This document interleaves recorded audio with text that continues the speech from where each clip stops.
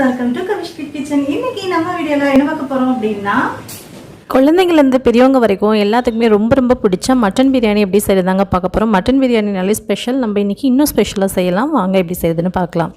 Okay, நீங்க நம்ம சேனலை ஃபர்ஸ்ட் டைம் பார்க்குறீங்க அப்படின்னா உடனே ரெட் கலர் பட்டனை சப்ஸ்கிரைப் பண்ணிக்கோங்க. கூட வர பெல் பட்டனை ப்ரெஸ் பண்ணிக்கோங்க. ஸோ தட் நான் எப்போலாம் வீடியோஸ் வரணும் உங்களுக்கு தவறாமல் நோட்டிஃபிகேஷன் வந்து சரி நீங்களும் மிஸ் பண்ணாமல் பார்க்கலாம். இப்போ வாங்க வீடியோக்குள்ள பார்க்கலாம்.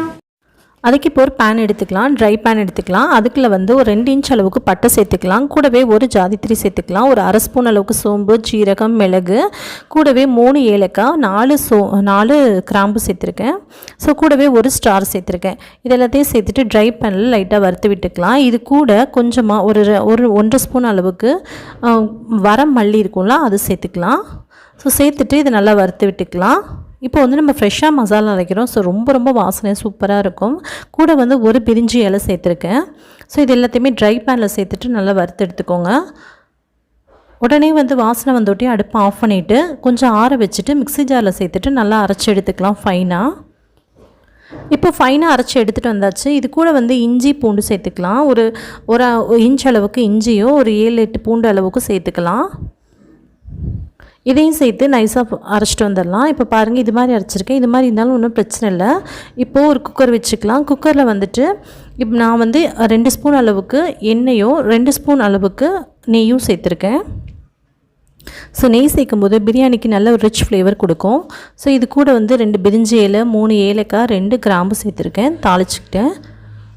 ஸோ வெங்காயம் சேர்த்துக்கலாம். வெங்காயம் வந்து பொன்னிறமாக வதங்கட்டும். ஒரு பெரிய பல்லாரி வெங்காயத்தை நல்லா பொடியாக நறுக்கிட்டு நீல வாட்டில் நறுக்கி சேர்த்துருக்கேன். இது வந்து கொஞ்சமாக பொன்னிறமாகிற வரைக்கும் வெயிட் பண்ணணும். இது கூட வந்து உப்பு சேர்த்துக்கோங்க. கூடவே 4 பச்சை மிளகாய் சேர்த்துக்கலாம். சேர்த்துட்டு இது எல்லாத்தையுமே வதக்கிக்கலாம். வெங்காயம் இந்த அளவுக்கு செவந்து வதங்கினா தான் பிரியாணிக்கு ரொம்ப டேஸ்ட்டு நல்லாயிருக்கும். இப்போ நம்ம அரைச்சி வச்சுருக்கோம்ல ஃப்ரெஷ்ஷாக மசாலா, அதை வந்து இது கூடவே சேர்த்துக்கலாம்.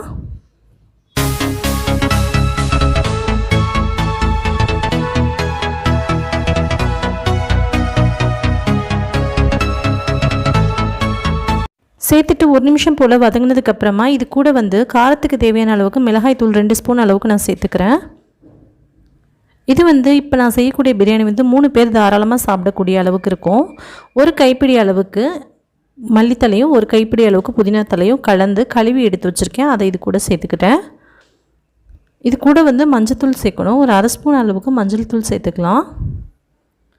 இது எல்லாத்தையுமே சேர்த்து நல்லா வதக்கிக்கோங்க. 1 நிமிஷம் போல் எல்லாத்தையும் நல்லா வதக்கினதுக்கப்புறமா இது கூட வந்து தக்காளி சேர்க்கணும். தக்காளி வந்து நிறையாலாம் சேர்க்க வேணாம். ஒரு மீடியம் சைஸ் தக்காளியை குட்டி குட்டியாக கட் பண்ணி வச்சுருக்கேன். அதை இது கூட சேர்த்துக்கலாம். தக்காளி நல்லா சாஃப்டாக வதங்கிறதுக்காக மேலே வந்து கவர் பண்ணி, அதாவது மூடி இருக்கும்ல குக்கர் மூடி, அதை வந்து லைட்டாக வந்து பாதியாக மூடி வச்சுக்கோங்க. லைட்டாக தெரிகிற அளவுக்கு, ஃபுல்லாக க்ளோஸ் பண்ண வேணாம். இப்படி மூடிட்டு மீடியம் ஃப்ளேமில் வச்சிங்க அப்படின்னா தக்காளி நல்லா சாஃப்டாக வெந்துடும். இப்போ எடுத்து பார்க்கலாம். தக்காளி எல்லாமே நல்லா குழஞ்சி ரொம்ப சாஃப்டாக வெந்திருக்கு.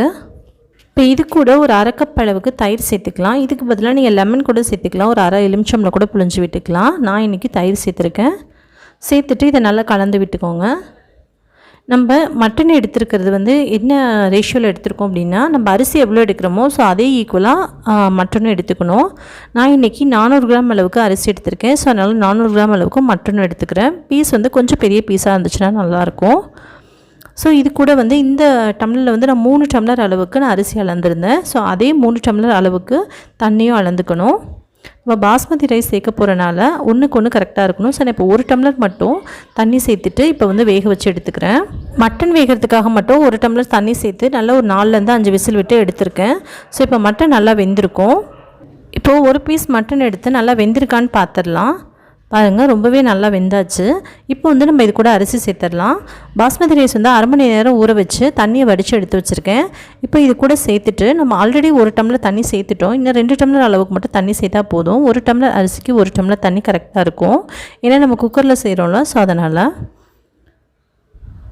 ஸோ எல்லா அரிசியும் நான் சேர்த்துட்டு தண்ணி வந்து இது கூட நான் 2 டம்ளர் மட்டும் சேர்த்துக்கிறேன். ஸோ சேர்த்துட்டு இது நல்லா கலந்து விட்டுக்கோங்க. கலந்துட்டு இப்போ வந்து தேவையான அளவுக்கு உப்புலாம் கரெக்டாக இருக்கா அப்படின்னு செக் பண்ணிக்கோங்க. இந்த ஸ்டேஜில் நம்ம ஆல்ரெடி உப்பு சேர்த்தாச்சு. ஸோ எல்லாமே கரெக்டாக இருக்குது. இப்போ நான் க்ளோஸ் பண்ணிவிட்டு மிதமான சூட்டில் வச்சு ஒரு விசில் மட்டும் வச்சு ஆஃப் பண்ணிட வேண்டியது தான். இப்போ ஒரு விசில் மட்டும் விட்டு நல்லா ஆஃப் பண்ணியாச்சு. இப்போ பிரியாணி எப்படி இருக்குது அப்படின்னு சொல்லி பார்க்கலாம். பாருங்கள், சூப்பராக வெந்திருக்கு. ரொம்பவே அழகாக இருக்குது பார்க்குறதுக்குமே. கொஞ்சம் கூட குலையில, கரெக்டான பக்குவத்தில் கரெக்டாக வெந்திருக்கு. நம்ம சேர்த்த கறி, அரிசி எல்லாமே ஒன்று சேர்ந்து நல்லாவே வெந்திருக்கு. ஸோ கண்டிப்பாக இதே மெத்தடில், இதே மெஷர்மெண்ட்டில் நீங்களும் ட்ரை பண்ணி பாருங்கள். ரொம்ப ரொம்ப டேஸ்ட்டு சூப்பராக இருக்கும். ஓகே ஃப்ரெண்ட்ஸ், இந்த வீடியோ உங்களுக்கு பிடிச்சதுன்னா லைக் பண்ணி ஷேர் பண்ணுங்கள். மறக்காமல் நம்ம சேனலை சப்ஸ்கிரைப் பண்ணிக்கோங்க. இதே மாதிரி நீங்களும் செஞ்சு பார்த்துட்டு எப்படி இருந்துச்சுன்னு கீழே கமெண்டில் போஸ்ட் பண்ணுங்கள்.